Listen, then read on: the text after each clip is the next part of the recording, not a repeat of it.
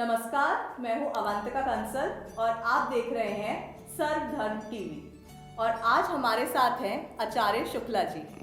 नमस्कार सर, मैं आपका वेलकम करती हूं हमारे स्टूडियो में। तो आज हम बात करने वाले हैं हमारी होली बुक गीता के बारे में। तो सर, मैं आपसे ये जानना चाहूँगी कि हमारी जो होली बुक है गीता, उसका क्या संदेश है आज के युग के लिए। वंतिका जी, बहुत अच्छा प्रश्न है। आज के युग में गीता का संदेश क्या है? तत्कालीन परिस्थितियों में यही स्थिति थी। अनाचार अत्याचार बढ़ रहा था। कौरवों और कौरव अधर्म की ओर खड़े थे, पांडव धर्म की ओर खड़े थे। मगर जो इनको सिखाने वाले थे, पढ़ाने वाले थे, जो इनके पितामह थे, भीष्म पितामह, वो निर्णय नहीं कर पा रहे थे हम कहाँ जाएं।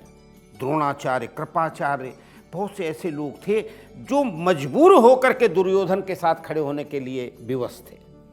ऐसी स्थिति में युद्ध हुआ और तत्कालीन परिस्थितियां भी, आज भी परिस्थिति अनाचार अत्याचार आतंकवाद कहीं न कहीं बढ़ रहा है।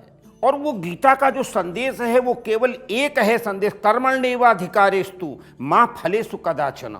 आपका कर्म पे अधिकार है। हम क्या करते हैं, हम कर्म बाद में करने की सोचते हैं, फल पहले सोच लेते हैं कि हम आपकी कथा करवाएंगे अगर हमारा बच्चा पास हो जाएगा, अगर पास हो जाएगा तो, वरना नहीं करवाएंगे। लेकिन गीता कहती है तुम्हारा कर्म है पढ़ना, तुम्हारा कर्म है कार्य करना। हम पहले कहते पता नहीं यार ये काम होगा या नहीं होगा, क्योंकि जब हम समझते हैं पूरी संपूर्ण सत्ता परमात्मा के हाथ में है, तुम्हारे हाथ में कुछ भी नहीं, हमारे हाथ में कुछ नहीं। और जब संपूर्ण सत्ता परमात्मा के हाथ में, तो परमात्मा जो चाहेगा वही तो हो सकता है ना। भाग्य से पहले और किस्मत से ज़्यादा, समय से पहले और किस्मत से ज़्यादा कभी किसी को मिला नहीं है। गीता कहती है कि तुम अपना कर्म करो और उस कर्म को करने में, सदकर्म को करने में, अगर तुम्हारे भाई बंधु कोई भी अगर बाधा पहुंचा रहे हैं तो उनका भी वध किया जा सकता है। निज धर्म तज कर बैठ रहना ये महादुष्कर्म है। न्यायार्थ अपने बंधु को भी दंड देना धर्म है। अर्जुन और कृष्ण कुरुक्षेत्र के मैदान में बीचों बीच खड़े हुए हैं। अर्जुन कहता गांडीवम संस्कृतम हंसते, हमारे हाथ से गांडी छूट रहा, क्यों? क्योंकि मैं देख रहा हूं ये चाचा, ये मामा, ये नाना, ये ताया और ये सारे लोग खड़े हुए हैं, मैं इनसे युद्ध कैसे करूंगा। लेकिन ये वही लोग हैं जो द्रौपदी को निर्वस्त्र करने वाले हैं। ये वही लोग हैं जो पांडवों को लाक्षागृह में जलाने वाले हैं। ये वही लोग हैं जो उनका अधिकार छीन करके बाहर निकालने वाले हैं। आज अर्जुन कह रहा है ये तो मेरे रिश्तेदार हैं। भगवान कृष्ण को हंसी आ गई। अर्जुन, तुम्हें दिखाई पड़ा है तुम्हारे रिश्तेदार हैं, लेकिन क्या द्रौपदी का जब वस्त्रहरण हो रहा था तभी तुम्हारे रिश्तेदार कहाँ चले गए थे? तब भीष्म पितामह मुंह छुपाए क्यों बैठे हुए थे? तभी द्रोणाचार्य, कृपाचार्य क्यों बैठे हुए थे? इसलिए अपना धर्म, निज धर्म, तुम्हारा धर्म क्या है? जैसे आपका धर्म है एंकरिंग करना, या आपका धर्म है, अब इसमें बहुत से लोग आएंगे जो आपको धर्म से विचलित करना चाहेंगे। आपको सपने दिखाएंगे, अरे क्या कर रहे हैं एंकरिंग वगैरह, छोड़ो ना, मैं ये करवा दूं, मैं ये करवा दूं, अरे मैं ये कर देता हूं, आप मेरे मित्र हैं, आप मेरे ये हैं। ऐसी हालत में अगर आप विचलित हो गए तो जो आप कर रहे हैं इससे भी चले जाएंगे।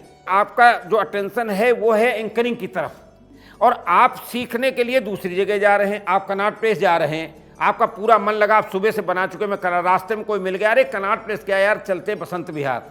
बट आपका मन जो पूरी संरचना कर चुका है वो कनॉट प्लेस कर चुका है। तो बसंत विहार अगर आधे अधूरे मन से जाएंगे तो वहां काम नहीं बनेगा। इसलिए कृष्ण कहते हैं चंचलम में मनः कृष्ण प्रपादि बलवद्रणम तस्या हम निग्रहम मन्ने वायु रुसु दुष्करम। अर्जुन कहता है ये मन बड़ा चंचल है, हम तो मन बना लिया है कि युद्ध करेंगे, लेकिन सामने वालों को देख करके हमारा मन नहीं हो पा रहा है। आज की पीढ़ा भी यही है कि आज हम क्या कहते हैं, हमारा पुत्र गलत करता है, पुत्री गलत करती है, पत्नी गलत करती है, हमें कहने का हिम्मत नहीं पड़ती, क्योंकि तो घर टूट जाएगा। समाज में अनर्थ हो रहा है। एक लड़की की सरेआम अगर बेइज्जती की जाती है, लेकिन कोई इतने 50 लोग खड़े हैं, एक बंदा बेइज्जती कर रहा, उसको कहने के लिए अरे तुम क्या कर रहे हो, किसी की हिम्मत नहीं पड़ती है। गीता कहती है कि चाहे जान भली चली जाए, लेकिन अगर अधर्म कोई कर रहा है तो उसका निराकरण होना चाहिए। आज के युग में गीता इसलिए है क्योंकि गीता कहती है कि जहां पर भी अधर्म हो वहां पर तुम खड़े होकर के धर्म की स्थापना करो। किसी भी बेटी की, किसी भी बहू की, किसी भी किसान की, किसी भी जवान की अगर किसी प्रकार से अगर उसको कष्ट मिल रहा है, दुख मिल रहा है, तो उसके दुख दूर, अगर कोई भूखा है तो उसको भोजन करवाओ, अगर प्यासा है तो उसको पानी पिलाओ, अगर किसी की रक्षा नहीं हो रही तो उसकी रक्षा करो, अगर कन्या का विवाह नहीं हो रहा है तो कन्या का विवाह करवाओ। ये सारा तो है ना, यही तो कहती। इसलिए आज गीता का संदेश सबसे ज्यादा ये है कि जो भगवान कृष्ण ने कहा है कि यत्र योगेश्वरः कृष्ण यत्र पार्थो धनुर्धरः तत्र श्री विजयोर्भूतिर ध्रुवा नीतिर्मतिर्मम। जहाँ कृष्ण है वहाँ विजय है। कृष्ण का मतलब धर्म और कौरव का मतलब अधर्म। बिल्कुल सर, यहाँ पे मेरा एक प्रश्न है, मैं ये जानना चाहती हूँ कि भीष्म पितामह जो कि इतना ज्यादा धर्म के मार्ग पे चलने वाले थे, उन्होंने क्यों नहीं पांडवों का साथ दिया? उन्होंने क्यों नहीं, जब द्रौपदी का चीरहरण हो रहा था, कुछ बोला? वो क्यों वहां पे चुप बैठे रहे? और ये सब कुछ उन्हीं का रचा हुआ है, उन्हीं की डायनेस्टी थी जो आगे चली आ रही थी, तो उन्होंने क्यों नहीं ऐसा किया? देखिए, भीष्म पितामह का एक संकल्प था। भीष्म पितामह का राज्य नहीं था। सुन ले पहले पूरी बात। जब गंगा पुत्र कहा जाता, भगवती गंगा के पुत्र हैं ये, और इन्होंने एक संकल्प लिया था कि हम जो भी हस्तिनापुर की राजगद्दी पे बैठेगा हम उसका कहना मानेंगे, उसकी रक्षा करेंगे। जो राजगद्दी पे बैठेगा, ठीक है ना, राजगद्दी कौन बैठा हुआ है? धृतराष्ट्र। और भीष्म पितामह ने उस राज्य का अन्न खाया है। देखिए, भाव की बात ये होती है कि पहले क्या होता था कि हम कन्या के घर जाते थे, कन्या घर का भोजन नहीं करते थे हम।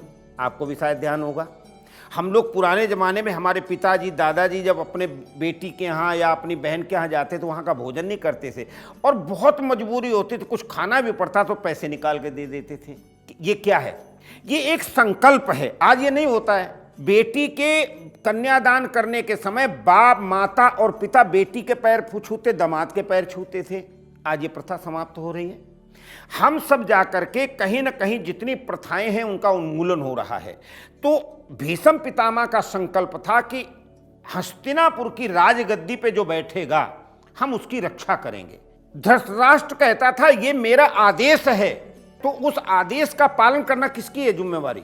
इसलिए विज्ञप्त होके, विद्वान होते हुए भी द्रोणाचार्य को कौरवों के साथ लड़ना पड़ा।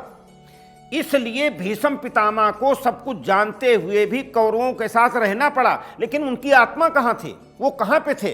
वो बारंबार यही कहते थे, अर्जुन को अपना सबसे बड़ा पुत्र मानते थे। द्रोणाचार्य दुर्योधन की बजाय अर्जुन को अपना पुत्र मानते थे, अश्वत्थामा को भी नहीं मानते जो उनका बेटा था। तो ये संकल्प की बात थी, और महाभारत में स्पष्ट लिखा हुआ है गंगा पुत्र भीष्म का संकल्प।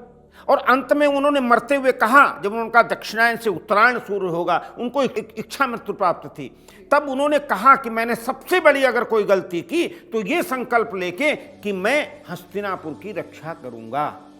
ये उनकी दुविधा थी, इसलिए उन्हें कौरवों की तरफ से लड़ना पड़ा।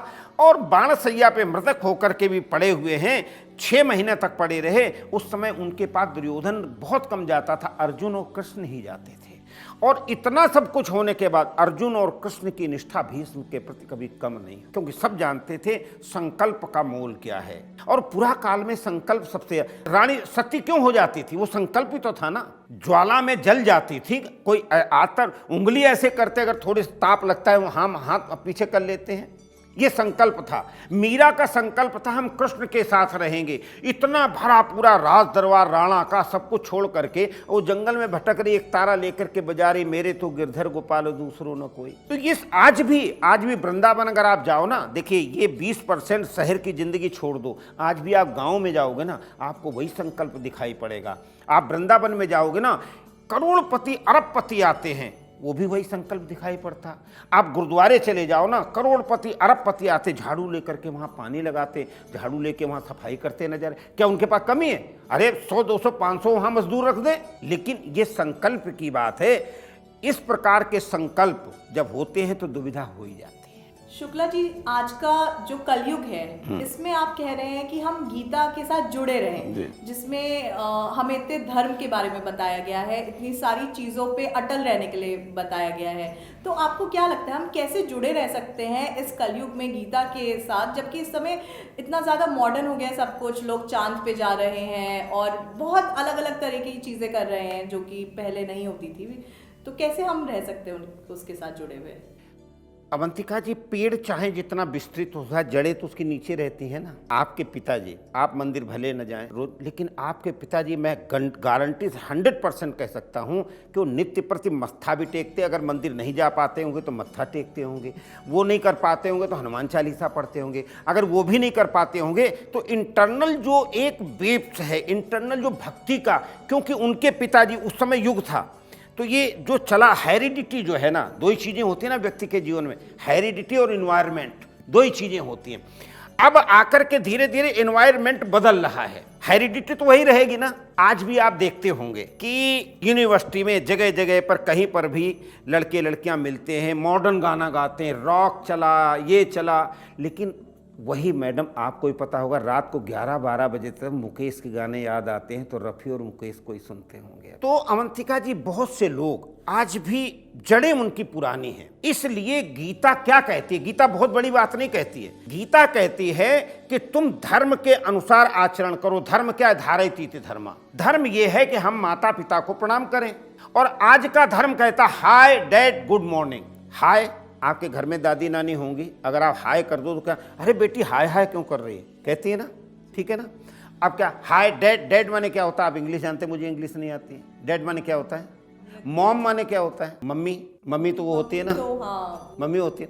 ये शब्दों का क्रम बिगड़ गया है। गीता कहती इन शब्दों को तो आप जैसे खिलवाड़ कर रहे हैं, गलत हैं। माँ को अगर माँ कहोगे ना तो कितना अंतर, हाय मॉम और माँ कैसी हो आप, बताइए अंतर लगेगा या नहीं? आप किसी के पैर छू रहे हैं, आपके सर पे हाथ रख के जिंदा रहे, आपको आनंद आएगा? या कहते हाय डैड, हाय दादी, आपको वो दादी कहेगी जिंदी रहे।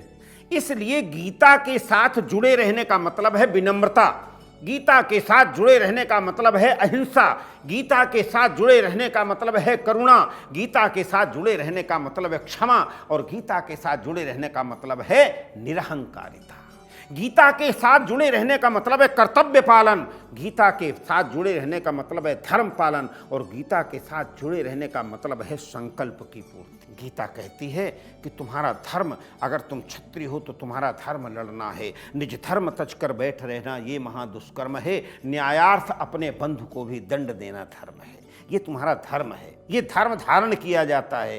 ये धर्म कौन सा है? समाज की रक्षा करने का जो जज्बा होता है वो हमारा धर्म है, कि हम जहाँ रहें समाज की रक्षा हो, जहाँ रहें देश की रक्षा हो, राष्ट्र की रक्षा हो, क्योंकि राष्ट्र का हमारा चेतना है, राष्ट्र से ही हम हैं। इसलिए भारत माता कहा जाता है। कोई दूसरा देश नहीं कहता माता या पिता, हम भारत को माता के रूप में मानते। भारत माता की जय हो। इसलिए युद्ध जो है वो कल्पना नहीं है, शांति वार्ता जो है ना उसी से काम चले। तो गीता का मानने का मतलब है अपने कर्म पर कर्म पालन करें, भक्ति के अनुसार जीवन यापन करें, कर्म करते रहें, ज्ञान प्राप्त करें, और ज्ञान का वितरण भी संसार में करें। धन्यवाद शुक्ला जी हमें गीता के बारे में बताने के लिए। तो ये था आज का हमारा गीता के बारे में जानने का, और कैसे हम इसे इस युग में यूज़ कर सकते हैं उसके बारे में थोड़ा डिटेल। मैं हूँ अवंतिका कंसल, और आज के लिए इतना ही। नमस्कार।